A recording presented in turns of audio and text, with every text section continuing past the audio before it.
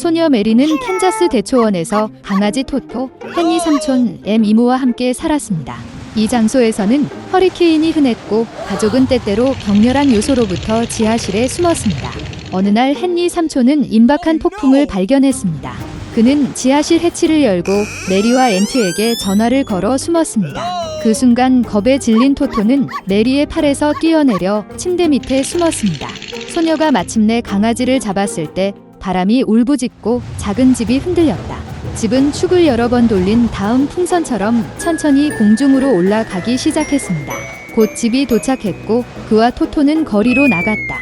과일 나무가 가득한 푸른 잔디밭이 퍼져 있고 놀라운 꽃이 사방에 자랐습니다. 이것이 메리가 마법의 땅 오즈에 있게 된 방법입니다. 자연의 경이로움에 감탄하면서 소녀는 모자를 쓴 사람들이 얼마나 그녀에게 접근했는지 알지 못했습니다. 그들은 어른이었지만 작은 마리아보다 크지 않았습니다. 그들 중 족장은 모두 흰색 옷을 입은 노파였다. 그녀는 메리에게 다가가 그 소녀가 사악한 마법사를 물리칠 수 있도록 도와준 것에 대해 감사했습니다. 메리는 매우 놀랐습니다. 그런 다음 노파는 집을 가리켰고 그 아래에서 은색 신발로 발이 튀어나왔습니다. 그 순간 다리는 수백 개의 작은 입자로 분해되어 사라지고 신발만 남았습니다. 메리는 정말 집에 가고 싶었기 때문에 더욱 겁이 났습니다. 그러나 밝혀졌을 때 백인 노인이나 모자를 쓴 다른 이상한 사람들은 그 소녀를 도울 방법을 알지 못했습니다. 그들은 메리에게 마녀의 은색 구두를 신고 에메랄드 시티로 가서 강력한 마법사 아즈를 찾으라고 조언했습니다. 그는 메리가 집으로 돌아가는 것을 도울 수 있었습니다. 에메랄드 시티로 이어지는 노란 벽돌길이 하나 있었습니다.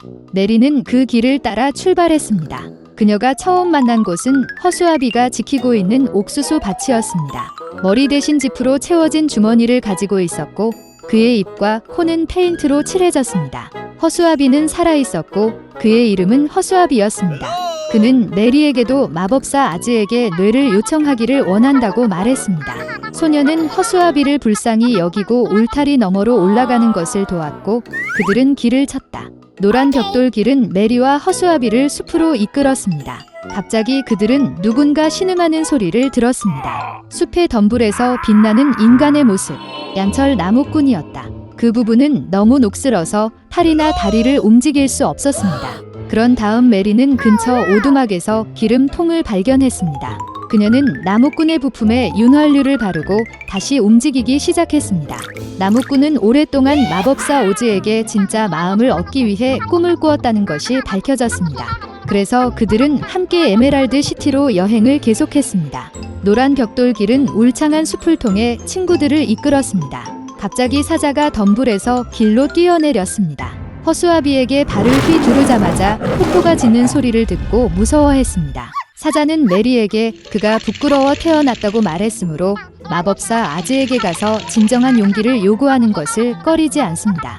친구들이 마침내 에메랄드 시티에 도착했을 때 위대한 오즈는 그들의 소원을 성취하기로 동의했지만 하나의 조건을 설정했습니다. 그는 서부의 사악한 마녀를 죽이라고 요청했습니다. 그리고 친구들은 동의해야 했습니다. 밤에 메리, 허수아비, 사자, 나무꾼은 서부의 마녀로 향했습니다. 그녀는 그들을 기다리고 있었기 때문에 날아다니는 원숭이들을 친구들에게 보냈습니다. 그들은 주석 나무꾼을 절벽에서 버리고 허수아비에서 모든 짚을 쏟아내고 메리와 레오를 붙잡았습니다. 메리가 절망에 빠진 서부의 마녀에게 끌려갔을 때 그녀는 마녀에게 물을 부었습니다. 놀랍게도 노파는 녹기 시작했고 곧 진흙 웅덩이만 남아있었다. 친구들이 에메랄드 시티로 돌아와 마법사가 소원을 이행하라고 요구했을 때 오즈는 전혀 마법사가 아니라 진짜 사기꾼이라는 것이 밝혀졌습니다. 그러나 그는 친구들의 요청을 이행하려고 노력했습니다. 그래서 오즈는 허수아비의 머리를 톱밥으로 채웠고 그로부터 그는 지혜의 급증을 경험했습니다. 나는 주석 나무꾼의 가슴에 진홍색 비단 하트를 삽입했다. 그리고 그는 비겁한 사자에게 마실 무약을 주었기 때문에 짐승의 왕이 용감하다고 느꼈습니다. 메리의 은색 구두를 보고 오즈는 웃었다. 결국 신발은 마법이었고 이번에는 소녀를 집으로 데려갈 수 있었습니다. 메리는 새로운 친구들에게 작별 인사를 하고 발 뒤꿈치를 3번 두드린 후 포토와 함께 집에서 끝났습니다. 그러나 은색 신발은 길에서 분실되었습니다. 일주일 동안 집에 머물지 않은 레뮤엘 걸러버는 고드 호프 배를 타고 또 다른 여행을 떠났습니다. 그러나 며칠 후 배는 해적들에게 추월당했습니다. 그들은 배를 납치하고 승무원 전체를 묶었습니다. 걸리버는 탈출을 시도했고 벌로 해적들은 파도와 바람의 의지에 따라 그를 보트에 떨어뜨렸습니다. 오랫동안 걸리버는 수평선의 육지를 발견할 때까지 넓은 바다를 돌았습니다. 그는 해안으로 헤엄쳐 땅을 조사하기 시작했습니다. 갑자기 거대한 그림자가 태양을 덮었습니다. 깜짝 놀란 걸리버는 고개를 들어 하늘로 솟아오르는 큰 섬을 보았다.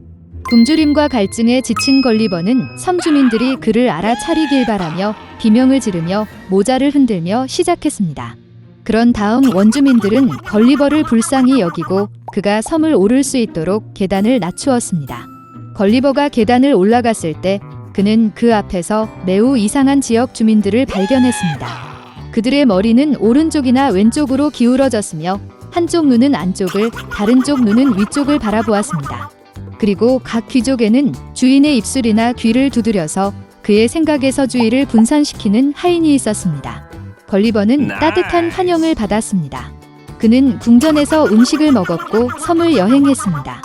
따라서 걸리버는 거대한 자석으로 인해 지구가 하늘로 솟아오르고 기지에는 거대한 다이아몬드가 있음을 깨달았습니다. 그러나 비행 왕국에서의 삶은 지루했기 때문에 걸리버는 곧 지구로 돌아왔습니다. 그의 눈앞에는 누더기 옷을 입은 지역 주민들이 굶주리고 있는 황폐한 나라였습니다. 결과적으로 이 사람들은 삶의 모든 것을 다른 방식으로 수행했습니다. 그들은 지붕에서 집을 지었습니다. 그들은 오이에서 태양광선을 얻으려고 했습니다. 그리고 예술가들은 그림을 위해 맹목적으로 페인트를 섞었습니다. 지역 과학자들은 언어의 단어가 필요한 이유를 이해하지 못했습니다. 결국 논쟁을 시작한 모든 사람들에게 그들은 단순히 두뇌를 잘라내어 교환했습니다. 걸리버의 놀라움은 끝이 없었고 서둘러 섬을 떠났습니다. 이웃나라로 가던 걸리버는 어둠과 어둠의 왕국에서 자신을 발견했습니다. 그는 두려움에 떨며 여행을 계속했다. 갑자기 어둠 속에서 유령이 나타났습니다. 겁에 질린 걸리버는 숨으려고 했지만 영혼이 그를 알아차렸습니다.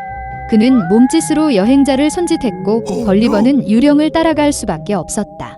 곧 그들은 큰 성에 도착했고 걸리버는 왕과의 리셉션에 초대되었습니다. 성을 걸어가면서 걸리버는 저녁을 요리하고 청소하고 방을 지키는 수백 명의 유령을 보았습니다. 이 나라는 죽은 자를 살릴 수 있는 강력한 마법사가 다스리는 것으로 밝혀졌습니다. 그리고 살아있는 모든 죽은 자들이 그를 섬깁니다. 마법사는 걸리버를 영예롭게 받았습니다. 그리고 그러한 희귀한 손님을 접대하기 위해 그는 걸리버가 요청한 사람을 되살리기 시작했습니다. 그들은 위대한 전사, 현자, 심지어 원시인이었습니다. 그러나 방황하는 것에 지친 걸리버는 마법사에게 감사하고 어둠의 왕국을 떠났습니다. 그는 가장 가까운 항구로 가서 영국으로 향하는 배를 탔습니다. 항구를 돌아다니는 걸리버는 즉시 주목을 받았다. 그런 곳에 외국인은 드물기 때문에 걸리버는 스파이로 오인되어 체포되어 긴급히 지역 통치자에게 끌려갔습니다. 외국인은 즉시 유죄 판결을 받았습니다. 그리고 처벌로 걸리버는 자신의 뱃속에 있는 왕좌 방을 기어다니며 자신의 길에 있는 바닥을 핥아야 했습니다. 이것은 관습이었습니다. 결국 걸리버는 군주에게 7번 절을 하면서 머리를 바닥에 쳤다.